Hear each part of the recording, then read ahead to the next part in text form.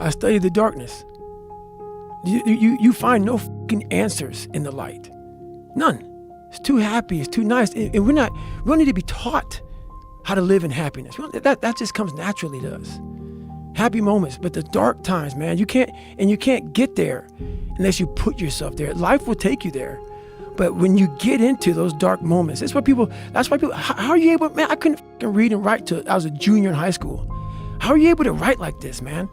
Motherfucker, I go to such places in my mind and I study the darkness. Like, it's not just physical. When I was growing up and I saw my mom getting beat and I got beat and I was some stuttering little black kid in an all-white school and I'm on stage and I gotta say one fucking line in front of fucking 15 people and I walk off stage kind of fucking stutter. All those insecurities and all those fucking things, man. I used to go home and fucking cry. I'm like, oh my God, man, I'm fucked up. I'm so fucked up. Hang on, man. As I got older, we gotta study this shit, man. The only way we're gonna fucking get through this is if we study it. So every time I'm in a dark moment and life's fucked up around me, whether it be physical or just life, I get in it, man, with a fucking pen and paper. I'm like, okay, this fucking sucks. I can feel like I'm fucking losing my shit, but let's fucking study this. Let's come out of this motherfucker genius. You know, I studied the black matter of the mind, the dark matter, you know, like Stephen Hawking. If that's the name, I said it right. That's where I consider myself, man. You know, I was on a journey, just like you said. I mean, you couldn't have said it any better. And so many people get it wrong. I don't give a fuck, man. You can't, for me, I cannot help people. There's a lot of cookie cutter shit out here in this world. Oh, discipline, wake up early, take a cold shower, this, that, whatever. It's all fucking bullshit. It's not.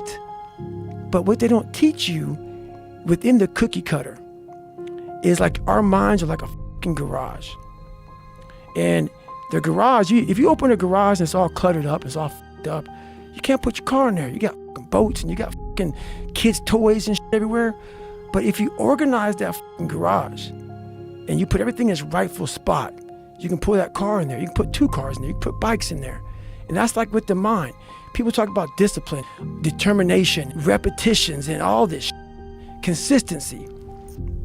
Why people fall off the wagon so often is because their mind is full of shit. There's no room in that mind for discipline. There's no room for consistency. They may do it once or twice, but then the mind takes over and that cluttered fucking garage comes in, and then it's like a circuit breaker, man. A circuit breaker just overloads and it fucking sparks.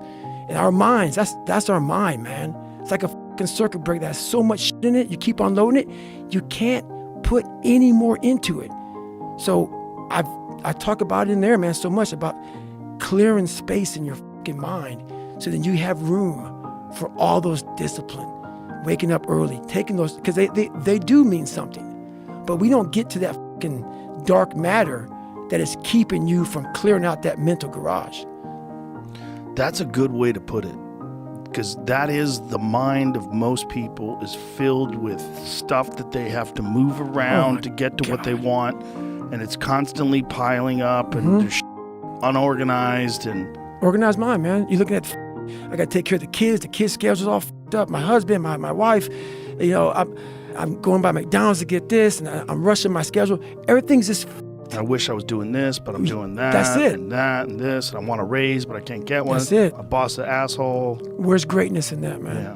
Yeah. You can't fit discipline into that. You can't fit structure. You can't fit consistency. You can't fit the grind. And then when you try, it gets fucking overrun by the fucking clutter in your fucked up mental garage. My favorite quote of all time by T.S. Eliot: those willing to risk going too far can possibly find out how far one can go. Notice that it says those willing to risk. You have to risk failing. You have to risk getting mocked. You have to risk your safety and security if you want to find out how far you can go. If you want to find out how many lives you can touch. If you want to find out what it tastes like at the top, you have to be willing to risk going too far.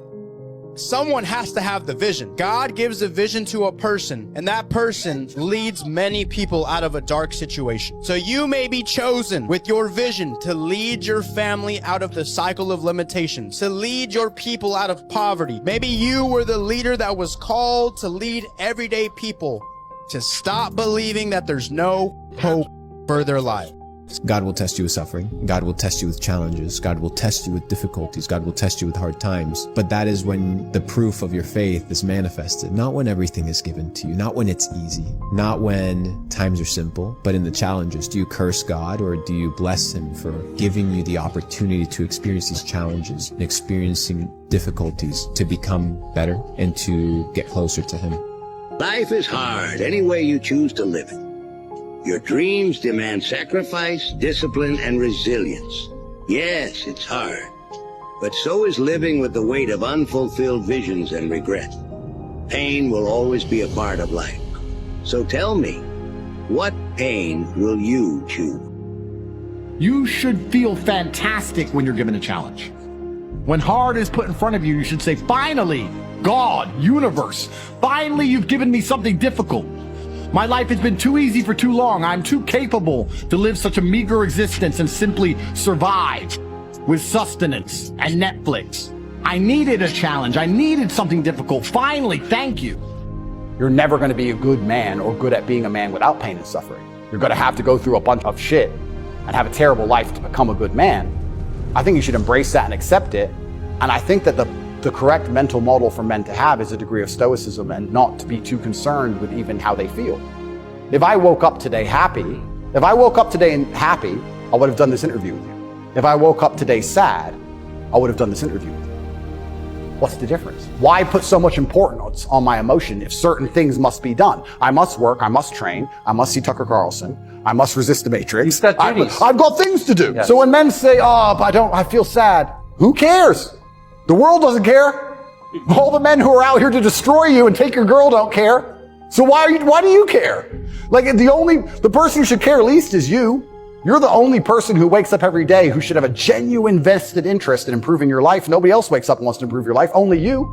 You should be a monster. An absolute monster. You should be ruthlessly ambitious. And then you should learn how to control it. And it's that old expression. It's better to be a warrior in a garden than a gardener in a war. You have to make the task small enough so that you'll do it, no matter how small that is. If you make the task small enough, I've never seen anyone not be able to progress if they made the task small enough. Your story may not have a happy beginning, but that does not make you who you are. You are not defined by what was out of your control. It is the rest of your story, what you choose to do about it. Who you choose to be. That is the real you. So tell me, who are you?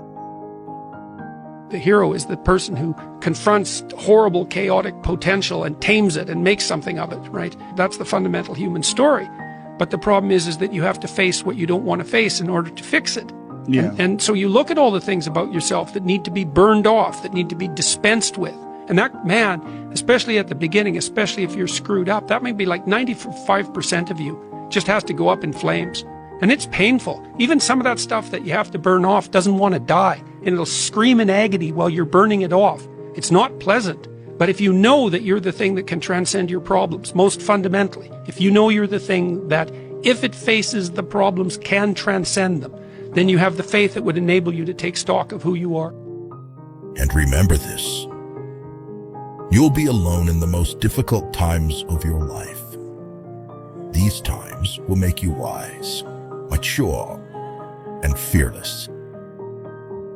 No matter what good you do to people, they will only remember your mistakes. No is one of the most powerful words in existence.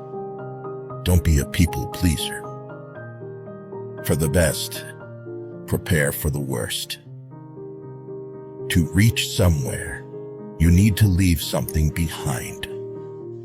When you are angry, stay silent.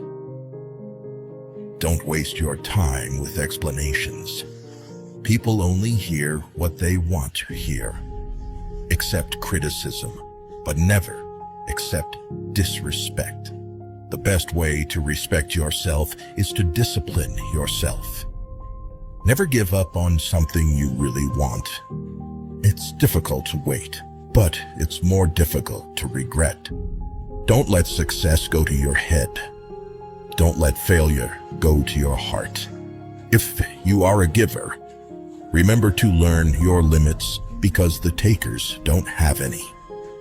There is no safety in a job. There is no safety in a degree. The only security is found within yourself. Your skills, your network, your resources, your abilities, your mindset, your intelligence. The things that you can actually control. Dude, life isn't safe. The highest risk takers are the people that win. And here's the thing. I prefer going out with nothing, having gone all in and tried, because I end up with nothing either way. I die naked, alone. So that's why I don't take it so seriously. Everybody's out here taking it seriously. Like they're going to take it with them. Like they're going to be remembered in 100 years.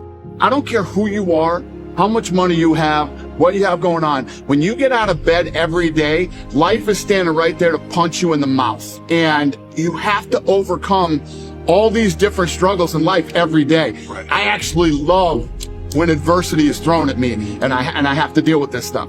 This is kind of part of being a man. It's like, you kind of got to fuck it all up a little bit. I think so. I think part of learning is dying.